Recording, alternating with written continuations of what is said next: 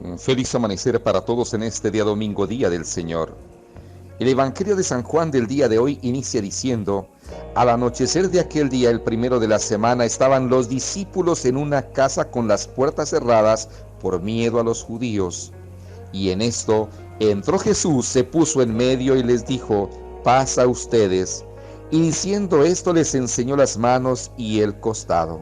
Los discípulos se llenaron de alegría y él les repitió: paz a ustedes. Aparece Jesús en un contexto en el cual los discípulos están llenos de miedo. El miedo que paraliza, el miedo que impide la realización de la vida, la profesión de la fe.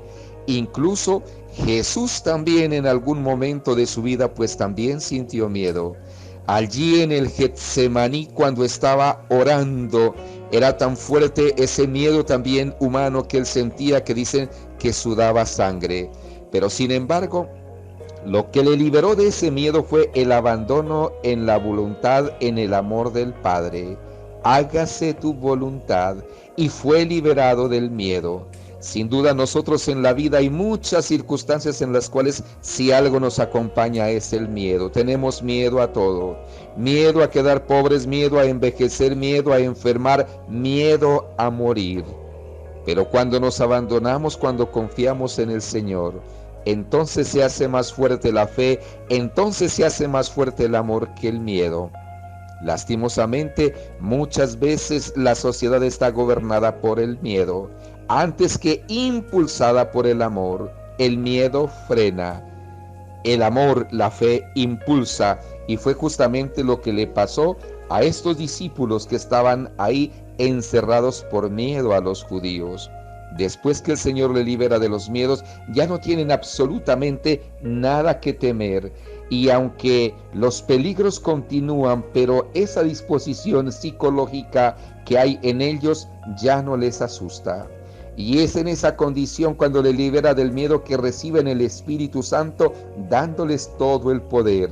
A quienes le perdonen los pecados le quedan perdonados, y a quienes se los retengan les quedan retenidos. Es decir, un ministerio especial para administrar la gracia y el poder que Jesús tenía. Y de hecho, de Jesús se escandalizaban cuando a los enfermos que él curaba les decía: vete en paz, tus pecados quedan perdonados. Se escandalizaba la gente y decía: ¿y quién es este que perdona los pecados? Hoy también muchos creyentes o no creyentes dicen: ¿y quiénes son los ministros de la iglesia para perdonar los pecados?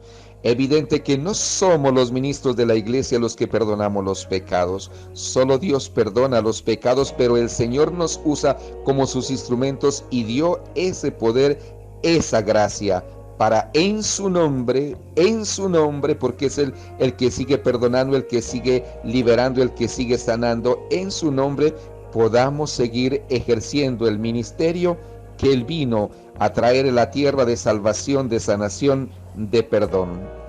En esa aparición no estaba uno de los discípulos, llamado Tomás.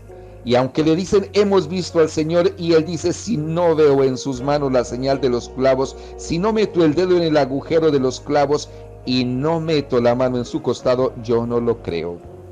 Precisamente 8 días después, de nuevo se aparece Jesús, y allí sí estaba Tomás. Y entonces, de nuevo el Señor le dice: les traigo la paz, porque signo inequívoco de la presencia de Dios es la paz. Y luego le dice a Tomás: trae tu dedo, aquí tienes mis manos, trae tu mano, métela en mi costado, y no seas incrédulo sino creyente. Y entonces Tomás hace esa sublime profesión de fe: Señor mío y Dios mío. Y Jesús le reproba: porque me has visto, has creído. Bienaventurados los que crean sin haber visto. Esta duda de Tomás todavía, sin duda, es muchas de las dudas que a veces asalta a los académicos o al adolescente, a los jóvenes. Si yo viera a Jesús y viera sus milagros, en fin, es todavía, podríamos decir, esa ceguera pragmática, empírica, que impide ir más allá y trascender, casi negando la realidad, es decir, que solo la realidad existe lo que ven mis sentidos, lo que pueden interpretar o conocer. qué limitación tan grande que tiene sobre todo hoy la humanidad. Una humanidad materialista que, repito, piensa que solo existe aquella realidad que es tangible, que solo puede percibir nuestros sentidos, olvidando sin duda que hay otras realidades, la realidad espiritual que es mucho más allá y que sin duda a través de nuestros sentidos, de nuestros medios materiales, no tenemos cómo captarlos. Pero sin embargo, el Señor le permite a Tomás que haga constatación física y real de lo que él pedía, con sus manos, con sus ojos, pueda palpar la realidad del Jesús que ha resucitado, que está vivo. Que esta profesión de fe de Tomás, que de duda se convirtió en un acto de fe, en una profesión de fe, también a nosotros nos lleve a esa exclamación en la vida: Señor mío y Dios mío. Cuando digo Señor mío y Dios mío, estoy diciendo que el Señor es mi todo, que no tengo absolutamente ninguna duda, sino que tengo la certeza total que Él está vivo, está conmigo, está presente. Qué bueno que en las dificultades, en las pruebas de la vida, podamos también exclamar lo mismo: Señor mío y Dios mío, en ti confío, en ti me abandono. Que desde el corazón de Dios nuestra vida sea bendecida hoy y siempre con el poder de Dios omnipotente, Padre, Hijo y Espíritu Santo. Bendecido domingo para todos.